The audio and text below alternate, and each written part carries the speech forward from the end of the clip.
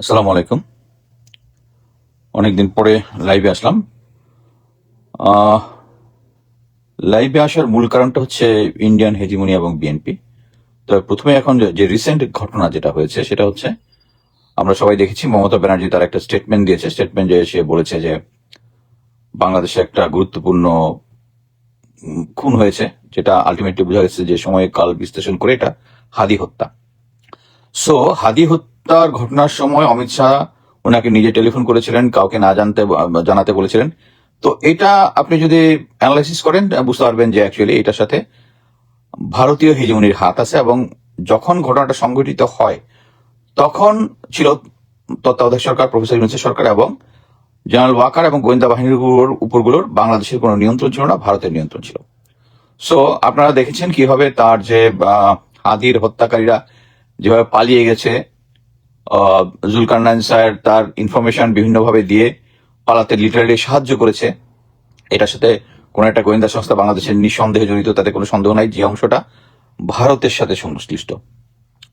So এখানে আপনি হঠাৎ করে, হ্যাঁ, আমি দেখলাম খালেদ মহিউদ্দিনের অনুষ্ঠানে আহ, তহিদ, যিনি এর আগের আমার ক্যারেট কলেজের বড় ভাই, উনি আহ, স্বরাষ্ট্র উপদেষ্টা, সরি, ও পররাষ্ট্র উপদেষ্টা ছিলেন। উনার যে কমেন্টটা উনি করলেন সেটা হচ্ছে হেরে যাওয়ার পরে তার একটা ব্যাকলেশ, মানে যেটা অ্যাকচুয়ালি ভারতের পক্ষে যায়, ভারত সরকারের পক্ষে যায়। একইভাবে শামা ওবায়দের দেখলাম, প্লাস আরো যে সমস্ত এটাতে হচ্ছে সবচেয়ে সুন্দর ইয়া হচ্ছে যারা এটার পক্ষে বলতেছে, যারা ভারত বান্ধব কথা বলতে চোখ বন্ধ করে বুঝে নিতে পারবেন এটা হচ্ছে ভারতের লোক। সো এখানে আপনাদেরকে হিসাব করতে হবে যে এই যে কথাটা বলেছে, এর আগে কি হয়েছে। এর আগে আমরা দেখেছি ইয়াতে কি বলে এটা, আহ, ইয়াতে মারা গেছে একজন, দাঁড়ান, কানাডাতে 2023 কানাডায় গুপ্ত হত্যার শিকার শিখ নেতা হরদীপ সিং, এবং ওদের ওদের ইন্টেলিজেন্স এটা কনফার্ম করেছে যে এটা এর সাথে 4টা ফোন কল রিসিভ করেছে, যেটা পরবর্তীতে ইউকের ইন্টেলিজেন্স MI6 কনফার্ম করেছে যে এটার সাথে সরাসরি ভারত জড়িত, এবং এটার সাথে জড়িত। এর পরবর্তীতে একটা নিউ ইয়র্কে একজনকে হত্যার মানে ইয়া হয়েছিল, কিন্তু হত্যা পর্যন্ত যেতে পারে না, এর আগে এটা এক্সপোজ হয়ে গেছে। সো ওরা যে বাইরে টার্গেট কিলিং করে এটা তো ক্লিয়ার।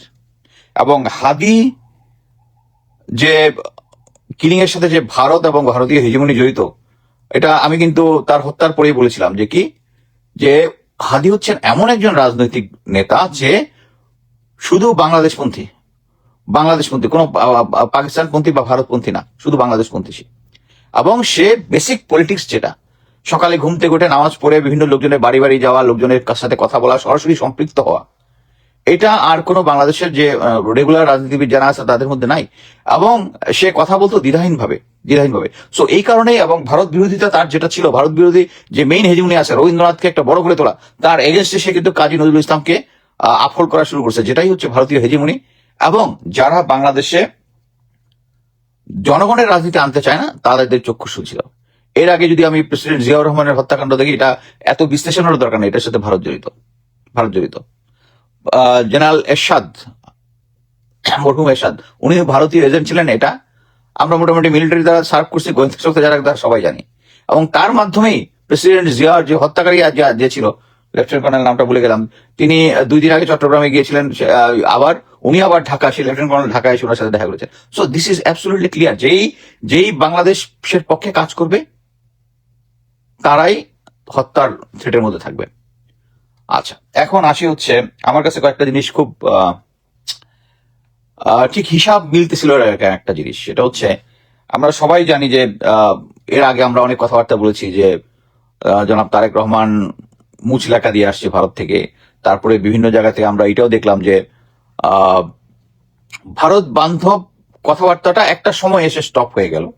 কিন্তু একটা জিনিস দেখেন, স্বরাষ্ট্রমন্ত্রীকে আমাদের শিলং সালাউদ্দিন, এখন আপনি আন্ডার এনি সার্কামস্টেন্সেস যেভাবেই যুক্তি দিয়ে বুঝান, যারা আমরা কোল্ড ওয়ার এরা জানি, যারা আমরা ভারত পাকিস্তানের যে টেনশনটা জানি, তারা গোয়েন্দা সংস্থা কিভাবে একে অপরের সাথে কাজ করে, তারা আমরা ভালো করেই জানি যে Shillong Salauddin cannot be trusted. হ্যাঁ, তাদের এইটা হইতে পারে যে না, সে একদম আসলেই প্যাট্রিয়টিক লোক, সে দেশের পক্ষে কাজ করতেছে, কিন্তু তার আচরণ তা বলে না। বাট করুক আর না করুক, প্লিজ তাকে ইম্পর্টেন্ট ইয়ার মধ্যে অ্যাপয়েন্টমেন্টে স্বরাষ্ট্রমন্ত্রীর মতো জায়গায় তাকে দিয়েছেন, এবং শুধু তাই না, সে সংসদ নেতার পক্ষে কথা বলে, তারেক রহমানের পক্ষে কথা বলে, তাকে সামনে রেখে তাকে গিয়ে শুধু টেবিল চাপড়ায়। এই জিনিসটাতে বোঝা যাচ্ছে যে he is holding a big stake. এবং আরেকটা জিনিস দেখেন যে আমরা সবকিছুই শেখ হাসিনা খারাপ, শেখ হাসিনাকে আমরা নিষিদ্ধ করে দিলাম, আওয়ামী লীগকে, কিন্তু চুপ্পুকে আমরা রাষ্ট্রপতি এখনো রেখে দিছি কেন? জেনারেল ওয়াকারকে আমরা সেনাপ্রধান রেখে দিছি এখনো কেন? এটা কিন্তু হিসাব মিলে না, হিসাব মিলে না। তো রিসেন্টলি আমি যেটা দেখলাম যে পদ্মা ব্যারেজ হবে, পদ্মা ব্যারেজ আপনারা সবাই জানেন যে পদ্মা ব্যারেজ হবে, এবং এটা একটা প্রেজেন্টেশন দেখলাম, এতগুলা সুইচ গেট হবে, এতগুলা 2টা মাছের জন্য ফিশ ওয়ে থাকবে, আরো ব্লা ব্লা ব্লা ব্লা একটা দেখলাম। আমার কাছে একটা জিনিস মনে হলো যে এই পদ্মা ব্যারেজ দিলে অবভিয়াসলি কন্ট্রোলটা আমাদের কাছে আসার কথা। আমাদের কিন্তু তিস্তা ব্যারেজ আছে, তিস্তা ব্যারেজ দিয়ে কি আমরা লাভবান হয়েছি? আমার তো মনে হয় না। তাই যদি হয়, এই পদ্মা ব্যারেজ এত হাজার হাজার কোটি টাকা খরচ করে যদি আমরা বানাবো, এটার যে ফিউচার অ্যানালাইসিস, আমরা জানি যে ইন্ডিয়া যে ফারাক্কাবাদ করেছে, এটা কিন্তু ওদের এখন ওদের কিন্তু লায়াবিলিটিস, এটা কিন্তু তাদেরকে হেল্প করতেছে না। যারা নদী বিষয়ে ভালো জানে তারা জানে, বাট আমি এইটুকু পড়েছি যে এটা তাদের জন্য এখন লায়াবিলিটিস। সো আমরা একটা পদ্মা ব্যারেজ করব, যে পদ্মা ব্যারেজটা আমরা রিজার্ভার টাইপ করব, পানি ধরে রাখবো, ব্লা ব্লা ব্লা। ওকে, নর্মালি এটাতে হোক কি ইন্ডিয়া থেকে আমরা কন্ট্রোলটা আমাদের নিজের হাতে নেওয়ার চেষ্টা করব। কিন্তু ইন্ডিয়ার কয়েকটা মিডিয়াতে ছোটখাটো লেখালেখি হয়েছে, কিন্তু এটা নিয়ে ইন্ডিয়া কিন্তু কোনো, মানে তারা তো বিগ ব্রাদার, তারা তো এখানে এই এলাকার মধ্যে হচ্ছে, তারা নিজেদেরকে মনে করে যে তারা কিন্তু বাংলাদেশকে থ্রেট বা অন্য কিছু এটা হইলে সরকার থেকে এখন পর্যন্ত আমার চোখে কোনো কিছু করে নাই। আপনার কি মনে আছে গত বছর যে ইন্ডিয়া পাকিস্তান যে যুদ্ধ হওয়ার পরে মোদি বললো তাদের পানি আটকায় দিবে, ওই যে 5টা নদী, তাদের একটা ইন্দাস, ঝিলম আর কি নদী নিয়ে যে একটা ট্রিটি আছে, আসিফ মুনির রেসপন্স কি ছিল? ওকে, আমাদের মিসাইল ওদিকে তাক করা আছে, পানি বন্ধ করলেই মিসাইল মেরে দিবে। মানে হচ্ছে পানি এমন একটা জিনিস যেটার জন্য গভর্নমেন্ট স্ট্রং রেসপন্স করে নর্মালি, বাট এখানে ইন্ডিয়া করতেছে না। রিসেন্টলি আমিও কয়েকটা সরকারের গুরুত্বপূর্ণ জায়গা থেকে খবর পেলাম যে সীমান্তে খুব হার্ডলাইনে যাওয়ার চেষ্টা, বাংলাদেশ হার্ডলাইনে যাবে, মাননীয় প্রধানমন্ত্রী খুব স্ট্রংলি বলেছেন। ওকে, এবং আমরা দেখলাম হার্ডলাইনে গেছে, কিন্তু কোনো ক্ষয়ক্ষতি কিন্তু হচ্ছে না। আমি দেখলাম যে একটা নিউজে গত মাসের 19 তারিখে বোধহয়, যে বিএসএফ এর কি বিডিআর পেট্রোল যাচ্ছে, উস্কানি ছাড়া বিএসএফ গুলি বর্ষণ করছে, বা বিভিন্ন জায়গায় যে সমস্ত পুশিং করতেছে বা ইয়ে করতেছে, আমার কাছে কেন জানি মনে হচ্ছে এটা একটা মিউচুয়াল আন্ডারস্ট্যান্ডিং এ বিএনপি সরকারকে একটু ক্রেডিট দেওয়ার চেষ্টা করতেছে ইন্ডিয়া। কেন? হিসাব খুব সোজা। আপনি মনে করেন যে যখন মানে আওয়ামী লীগ ছিল, বিএনপি ছিল, সব রাজনৈতিক দল ছিল, ইন্ডিয়ার পছন্দের দল কি ছিল? আওয়ামী লীগ এখন নাই। আওয়ামী লীগ না থাকলে এখন বিএনপি। আচ্ছা, বিএনপি না থাকলে কে? জামাত, এনসিপি? নেভার। সো বিএনপি কে টিকিয়ে রাখা ছাড়া ইন্ডিয়ার আর কোনো পথ নাই। যদি তাই হয়, তারা সীমান্ত, তারপরে এই যে তিস্তা ব্যারেজ, আপনি একটা জিনিস শোনেন, তিস্তা ব্যারেজের মধ্যে একটা প্রজেক্ট করতে হলে অ্যাটলিস্ট 6 মাসের উপর লাগবে এটা জরিপ করতে, ভূমি জরিপ করবে, তারপরে সাইট নির্ধারণ হবে। ওই সাইটে, দেখুন আমি পানি বিশেষজ্ঞরা বা ইঞ্জিনিয়ারও না, আমি সাধারণ নলেজ থেকে আমি ভুল হইতে পারি, বাট আমি যেটা জানি যে মানে এটার জন্য একটা জরিপ হইতে হবে। জরিপ টরিপ ছাড়া হঠাৎ করে রেডিমেড ইনফরমেশন সরকার পাঠ করতেছে, ভারত চুপ আছে। আমার কাছে কেন যেন মনে হইতেছে এটা একটা আন্ডারস্ট্যান্ডিং এ, ভারতের সাথে একটা আন্ডারস্ট্যান্ডিং এ, তা ভারতও চাচ্ছে যে বিএনপি এখন যে একটার পর একটা ঘাপলা করতেছে, ঘাপলাগুলোকে কভার আপ করার জন্য তাদেরকে একটা স্ট্রং এন্টি বিএনপি ইয়া দিয়ে তাদেরকে টিকিয়ে রাখার চেষ্টা করতেছে। আমি জানি না এটা সত্যি, এটা আমার প্রেডিকশন। কারণ তিস্তা ব্যারেজের মতো একটা প্রজেক্টে এত টাইম লাগার কথা না, মানে এত শর্ট টাইমে সবকিছু হয়ে যাওয়ার কথা না। এইটার জন্য যেদিন থেকে সরকার ঘোষণা করে, সরকার হয়েছে 3 মাস হয়েছে, 3 মাসের মধ্যে এরকম একটা প্রজেক্ট হার্ড লাইনে দাঁড় করা সম্ভব নয়। এটা তো হাইব্রিড সিস্টেম আছে কিনা ইঞ্জিনিয়ার্সে, যে 6 মাসের কাজ 3 মাসের মধ্যে করে ফেলে। যেদিন থেকে ডিসিশন হবে সেদিন থেকে তো ভূমি জরিপ করতে হবে, নাকি সে বিএনপি সরকার ইয়া হওয়ার আগে জরিপ করা শুরু করছে? That's not possible.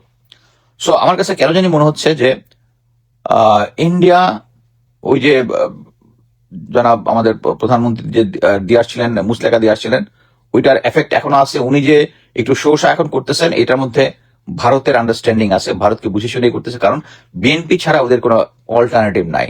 শেখ হাসিনার এখন আসার যে সমস্তই করুক না কেন, শেখ হাসিনা এখন আসতে পারবে না, দ্যাটস ফর শিওর। ওই শেখ হাসিনা যে একটা জাতিসংঘে চিঠি লিখেছে 1400 জন, আমি অ্যাটলিস্ট জাতিসংঘের ওই টিমটার সাথে আমার একটা যোগাযোগ ছিল, তারা একদম ফরেন্সিক এভিডেন্স ছাড়া একটা হত্যার কথা লেখা নাই, প্রত্যেকটার প্রুফ আছে। সরকারের গেজেট নোটিফিকেশনে কেন 800 সামথিং, এটার জবাব তো সরকার দিতে হবে।